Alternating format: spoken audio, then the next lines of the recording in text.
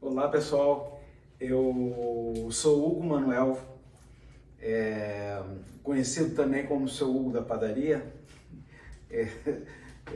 Nós estamos hoje fazendo uma explanação a respeito do pão da ceia. Nada melhor do que um padeiro fazer uma explanação a respeito do pão da ceia, porque eu me sinto muita vontade de fazer, isso é uma coisa que eu tenho orgulho de ser padeiro. É uma das coisas que eu mais gosto de fazer na vida. Muitos aí eu sei que me conhecem, né? Mas eu acredito que para quem não me conhece, então a dica é essa, né? Eu participei muito dessa igreja no início dela e foi uma honra muito grande para mim. Então vamos fazer essa explanação. Eu não estou aqui de terno e gravata porque eu estou usando a doma de um padeiro, né? Que é o que eu sou. Então eu queria logo de início mostrar para vocês algumas curiosidades a respeito do pão na Bíblia. Uma delas que eu acho extremamente significante é aonde Jesus nasceu. Jesus nasceu em Belém. Poucas pessoas sabem que Belém, na verdade, o nome de Belém, a cidade de Belém, em hebraico é Betel Ehem. Betel é casa e Ehem é pão. Ou seja, Belém é casa do pão. Jesus, em João 6,48, ele se auto-intitula como sendo o pão da vida. Eu sou o pão da vida. Então ele nasceu na cidade do pão, na cidade de Davi. E isso tem um significado muito grande, tem muita coisa escondida aí atrás. Ele mostrou para que ele veio. Então na cidade de Betlehem, cidade do pão, é onde Jesus nasceu. Ou seja, Jesus nasceu numa padaria, por isso eu estou aqui com uma certa facilidade para falar sobre o assunto, que é um assunto que eu gosto muito. Pois bem, tem muitas coisas na Bíblia falando sobre pão, mas Belém é uma das principais. Outra que eu acho muito importante é maná. Quando o povo hebreu estava no deserto, lá no deserto, o Senhor, Deus mandou maná. A palavra maná, ela na verdade é uma pergunta, que em hebraico, maná quer dizer, o que é isso? É uma pergunta, o que é isso? Essa pergunta foi respondida 1250 anos depois, aproximadamente, lá em Lucas 22, 19, quando Jesus pega o pão e esse pão, e o que é isto? Isto é o meu corpo que é partido por vós. É a resposta da pergunta maná. Então existe um link entre Êxodo 16 e Lucas 22, 19. Você pode linkar uma coisa com a outra que vocês vão achar. A própria multiplicação dos pães, né? 5 pães e 3 peixinhos, ou 2 peixinhos, e você viu ali o primeira distribuição 0800 de McFish, a primeira distribuição do mundo, né? Quando foi feita aquela distribuição, o pão era um dos principais elementos. O pão era extremamente forte. Naquela época, as pessoas trabalhavam o dia inteiro para receber um pedaço de pão e um saco de sal. Daí a palavra salário. Salário vem de sal, porque eram as duas coisas que servia de moeda para pagamento. Era o pão e sal, ok? Então temos outras. Isaías 55, versículo 2, Isaías 55, versículo 2, Isaías diz que há até uma desconfiança que Isaías era padeiro, ou ele tinha uma padaria, porque em Isaías 55, 2, ele diz, por que gastais o vosso dinheiro naquilo que não é pão? Por isso a desconfiança do pessoal achar que Isaías era padeiro, ou tinha padaria. Eu até quando quis montar a minha padaria, rodando a cidade, eu procurei um ponto, aí eu falei com a minha esposa, acho que eu vou botar a padaria ali em frente à Igreja Assembleia de Deus ali, que tem um número grande de pessoas, e vou botar um outdoor, uma propaganda bem grande, com o versículo de Isaías 55:2. Por que gastais o vosso dinheiro naquilo que não é pão? Mas a minha esposa, pezinho no chão, bem sensata, chegou e falou, cuidado, o pastor pode colocar também um outdoor da igreja para a padaria, respondendo o que você falou. E em Mateus 4:4, né? E Mateus 4:4 é algo muito forte também, que contradiz parte disso aí, né? Que ele se coloca, né, com o pão acima de qualquer, Deus acima do pão. E vamos ver aqui, ó, em Mateus 4:4, rapidinho.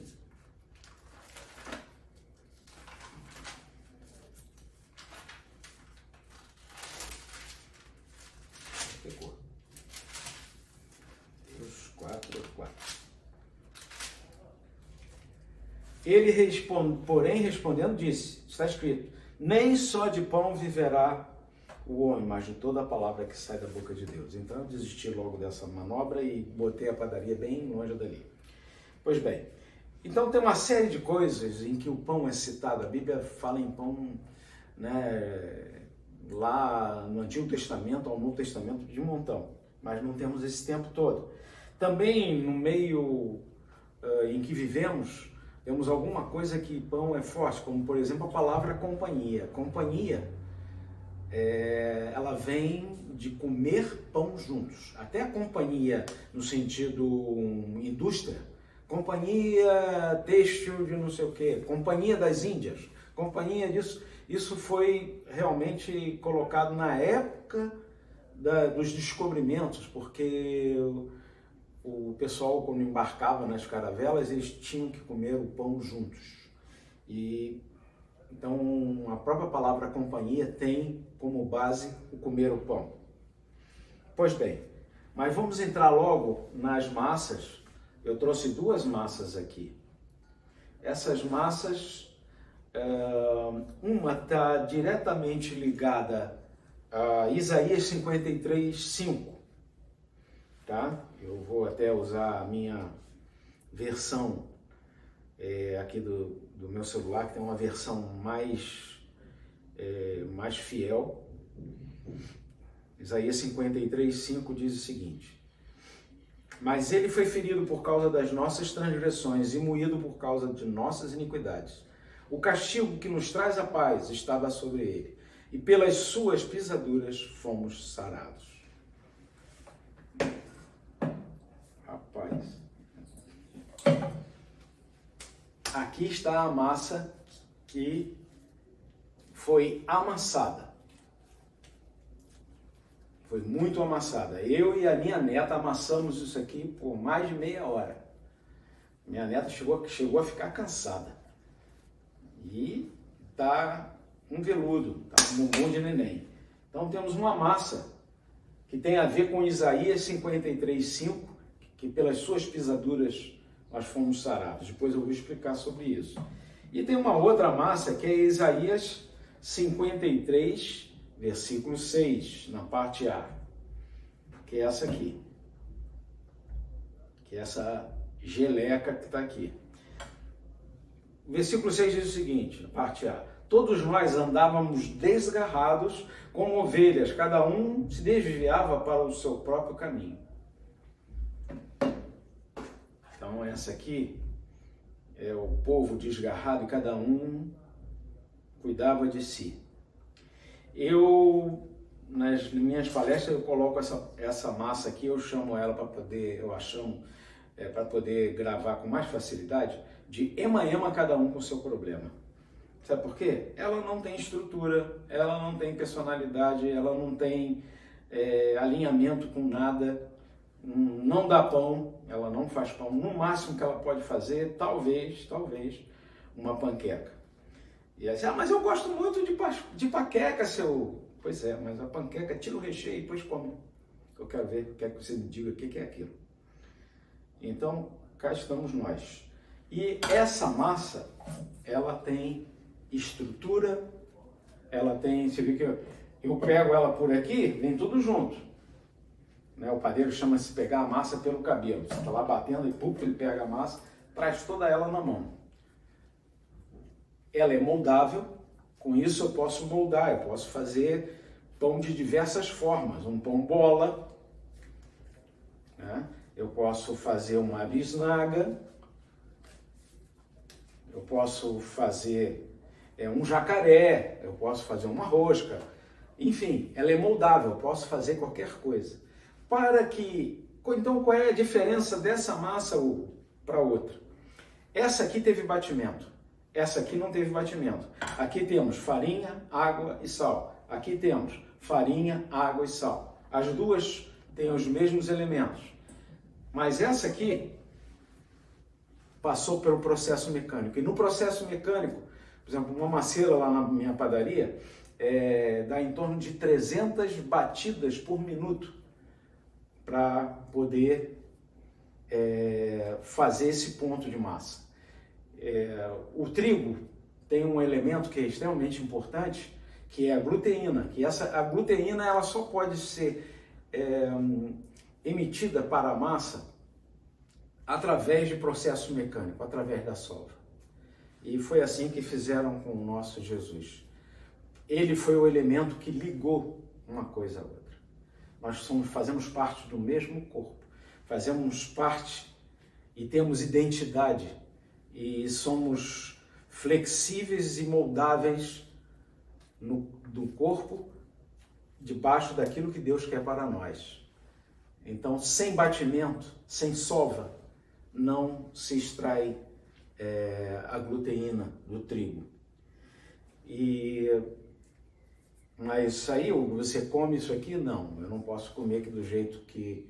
Porque a gluteína é uma proteína ela não é hidrossolúvel, então ela precisa de cocção, ela precisa de forno, ela precisa ser aquecida. Então eu tenho que pegar essa massa, botar no forno e aí sim eu posso comer e meu organismo vai poder absorver a proteína, o carboidrato, os sais minerais e todos os nutrientes que tem no pão.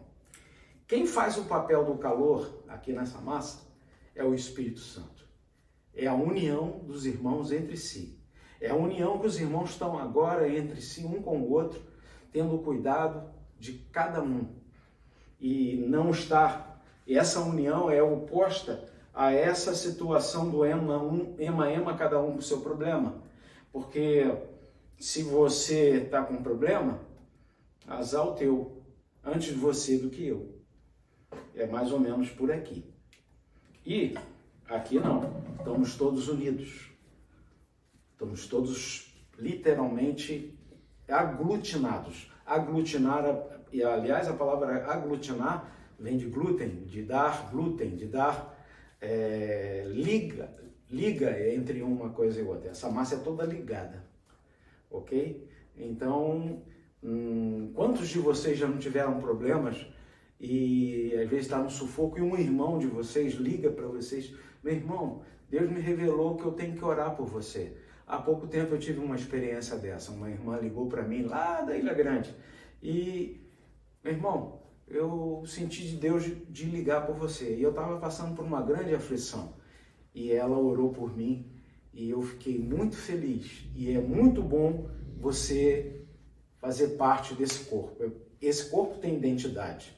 Esse corpo tem força, tem estrutura, tem comprometimento, tem responsabilidade. Ok? Então, com isso eu já dei alguma explanação básica do pão da ceia. Na época, eu vou pegar ali um pão que era mais ou menos da época de Jesus.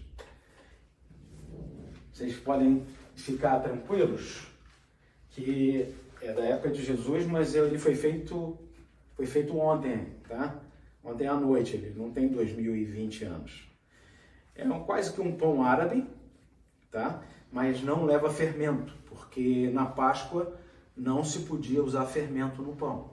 Então, lá eles chamam, em Israel, eles chamam esse pão de matzah. Hoje o matzah até é industrializado, ele é quase como um biscoito creme cracker que eles têm lá.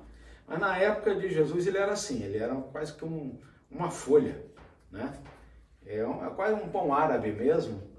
E quando Jesus lá em Lucas 22:19, quando ele fala que isto é o meu corpo, que é partido por vós, foi um pão mais ou menos parecido com esse. Até hoje, naquela região de Israel, se usa esse pão, é um pão milenar, ok? Então ele passou, é essa massa, aqui está a massa, e daqui a gente pega aqui uma bolinha, pois com o rolo a gente aperta e passa para frente, para trás, para frente, para o lado, e essa massa é levada a um forno com temperatura muito alta e faz esse pão. E então, quem faz a função desse forneamento, do calor, é o Espírito Santo de Deus e a união entre os irmãos. Se você quer ser crente isoladamente, dificilmente o Espírito Santo de Deus vai te dar. Você vai ter que comer essa massa crua e possivelmente você vai sofrer de indigestão, ok? Bom, então estamos aqui já fechando com relação ao pão. E eu quero entrar logo no assunto ceia. E o assunto ceia é extremamente importante. A ceia, segundo João 6, se você ler João 6, principalmente do versículo 40 em diante, você vai entender a ceia como algo de alta responsabilidade, altíssima responsabilidade, e ela tem um efeito muito grande. Porque quando você toma a ceia, você está criando um certificado de pertencimento no cartório espiritual. Você está declarando para o mundo espiritual que você tem pertencimento, você tem dono, você não é filho de chocadeira. O mundo espiritual, aquele cara ali, ele pertence ao Senhor Jesus, ele é do Senhor Jesus. Então, não posso bulir com aquele cara, não. Então, no contexto espiritual, a ceia ela é um dos artifícios, um documento, né, tirado num cartório espiritual. E tudo isso só foi feito porque através da cruz, através de Jesus. A ceia para nós é como se fosse o espinafre do Popeye. Não sei, tem muitos aí meio novinhos, talvez nem conheçam o Popeye, mas a turma que tem acima de 30 anos como eu, já conhece muito bem o Popeye. O Popeye, quando as coisas ficavam ruins pro lado dele, ele pegava uma lata de espinafre, botava para dentro e aí ele partia para cima do Brutus, e o Brutus, apesar de ser muito forte e tal, tinha que correr fora. Então a ceia, ela funciona muito por aí. Mas meu irmão Hugo, olha só, eu não posso tomar ceia, porque eu pisei no rabo do gato hoje de manhã, eu xinguei meu vizinho, eu fiz isso, eu fiz aquilo. Eu acho muito importante que você tenha uma visão da ceia dentro dessa realidade de declarar o pertencimento teu ao Senhor e o inimigo ter que se afastar. Esse ato é realmente um processo de fazer um escudo com você. Mas então eu posso fazer qualquer coisa e posso tomar a ceia? O que eu quero dizer para você é que a ceia vai te ajudar, ela não é uma liberação para você fazer o que quiser. Ah, estou pecando e posso continuar pecando, então você não é isso. A ceia vem fazer um comprometimento e você vai ter forças para poder vencer, coisa que você não tinha antes, ok? Rapidamente, que o tempo é curto, eu já quero passar, nós falamos sobre o pão, eu quero dar uma pequena pincelada sobre o vinho. Morei alguns anos em Portugal e tive o privilégio de fazer vinho com os meus tios, e é extremamente interessante o processo. Eles têm um tonel, é tipo uma piscina Tony grande, e ali eles começam a descarregar os cestos de uva,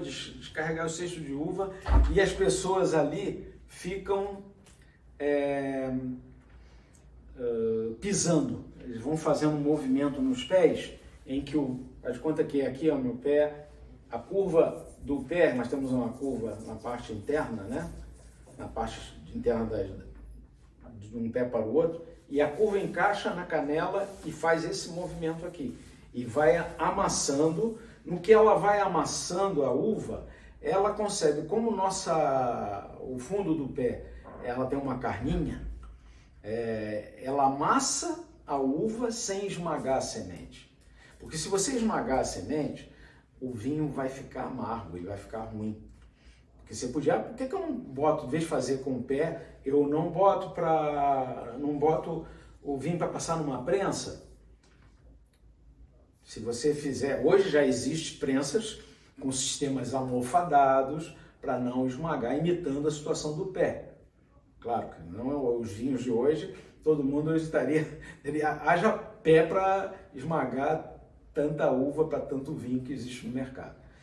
Mas os vinhos artesanais, inclusive, continuam, se você for a Portugal até hoje, aquela região do Douro, muitos vinhos são ainda da época do lagar, e é uma festa, que eles chamam de vendima, e vão jogando ali nos tanques e vão pisando, aí fica um cara com um acordeão tocando, o outro com um pandeirinho, e ficam cantando: ô Joaquim, ô Manuel, a gente vai se encontrar um dia lá no céu. E vai cantando e vai esmagando, vai cantando e vai esmagando.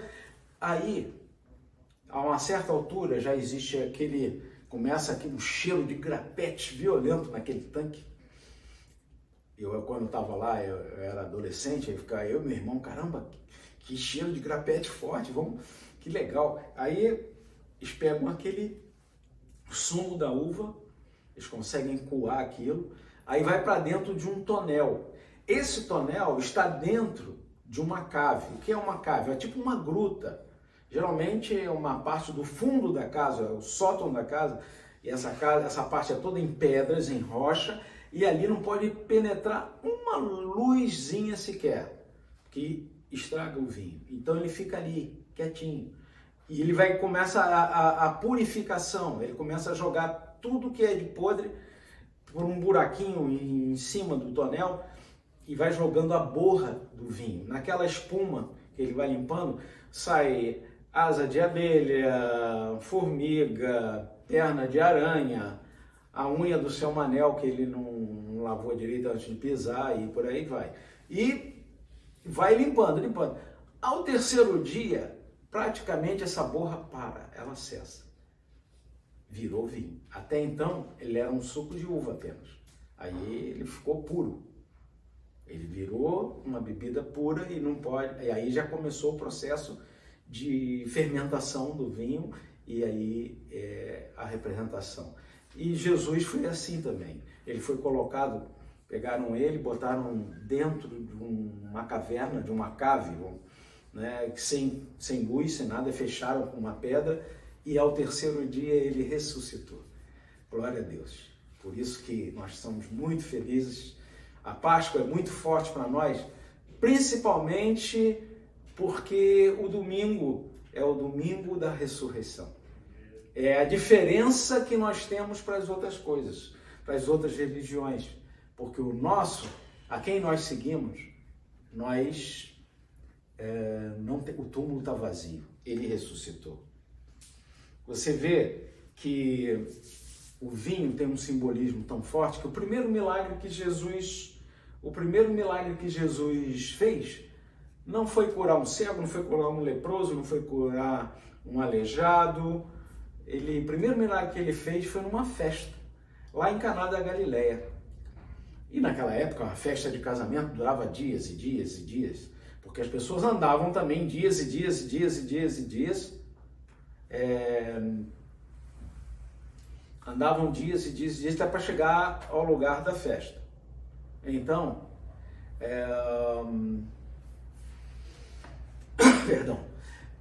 a gente, quando faltava o vinho,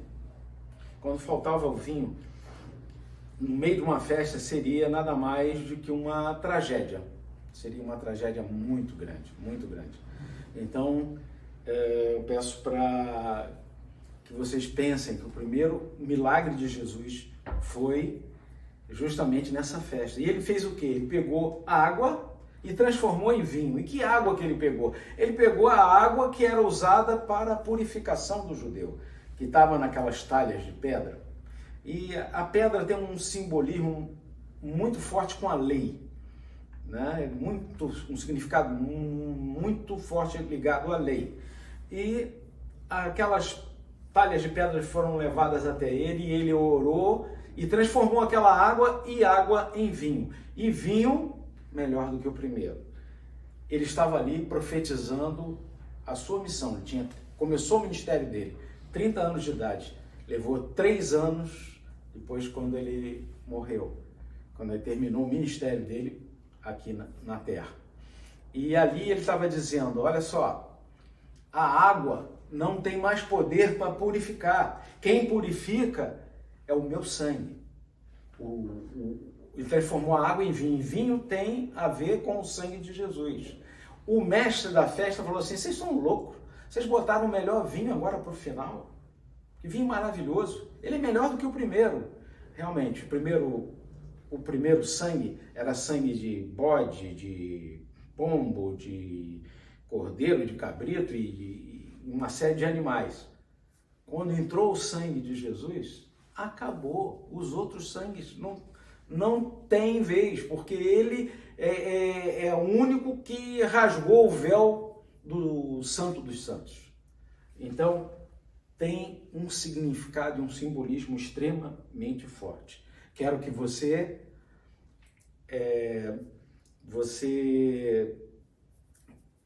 possa meditar nessa ceia, e eu queria que vocês lessem depois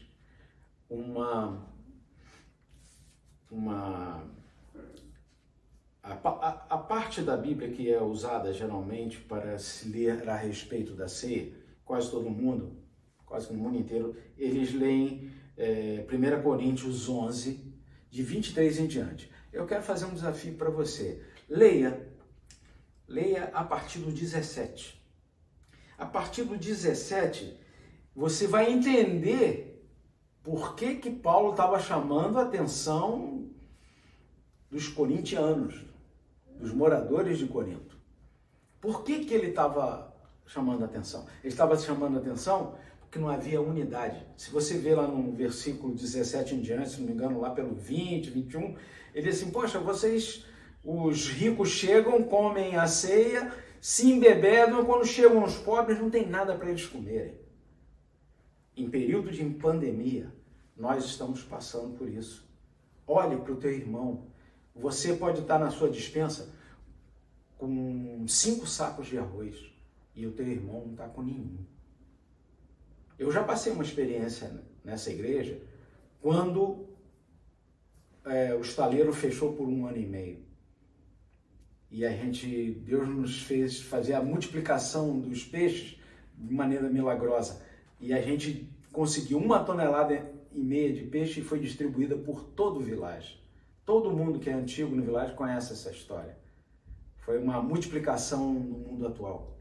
E a gente distribuía, nós tínhamos uma despensa em que as pessoas ganhavam, tem muito arroz aqui, então dá para fulano, ganhei muito café, ganhei azeite, e ninguém passou necessidade. Eu lembro de alguns irmãos falando assim, olha só, eu estou provando de azeite que eu nunca provei na minha vida, em plena crise. Então, lá no 17, nós verificamos que tem todo um contexto da orientação da ceia. Não leia só do 23 em diante, não. Leia do 17 para você entender o contexto de tudo que estava acontecendo lá. Leve isso para você. Tá? Então, lembre-se do teu irmão mais necessitado. Lembre-se do teu vizinho que não tem nem emprego. Ele tem que vender a pipoca que ele vendia todo dia, ele não está conseguindo vender mais. Cuide do teu irmão, que você vai ficar entendendo a verdadeira ceia que 1 Coríntios 17 em diante está falando. Eu queria aqui terminar fazendo uma oração e pedindo que cada um possa guardar em seu coração a mensagem e que cada um tenha guardado essa mensagem de não fazer parte dessa massa do ema, cada um com o seu problema, e sim fazer parte da massa aglutinada, a massa que tem pertencimento, que é moldável, que essa aqui faz pão, essa mata fome, essa aqui tem personalidade, ok? E é assim que o corpo de Cristo tem que ser visto. Vocês veem em Lucas que quando Jesus reaparece aos discípulos de Emaús, ele falava da palavra e todos ficavam abismados, como os dois discípulos que estavam com ele ali, ficaram abismados com a palavra que ele falava, mas a hora que eles se sentaram e ele partiu o pão, eles reconheceram Jesus. Muitas vezes nós queremos falar muito, muitas vezes nós queremos botar muita teologia, mas é no partir do pão que o povo vai reconhecer você. É aí que Jesus foi reconhecido. E através desse ato, o povo vai começar a olhar para você. Eu queria orar com vocês a respeito disso, ok? Senhor Deus, nosso Pai, nós queremos te agradecer e te louvar, porque Tu és o pão da vida, porque Tu és, Senhor, o Teu sangue foi derramado lá na cruz para nos justificar, para nos purificar. E a água agora, Senhor, a lei não tem mais poder de purificação. A lei agora é falha para nós, porque a graça entrou e nos deu esse presente. Muito obrigado, Senhor, por essa justificação. Hoje estamos comemorando a Tua ressurreição. E ninguém, Senhor, nenhum líder religioso conseguiu um feito tão poderoso quanto este. Te louvamos, Senhor, por esse sacrifício. Te louvamos, Senhor, por essa entrega do Teu Filho amado que deu em nosso lugar.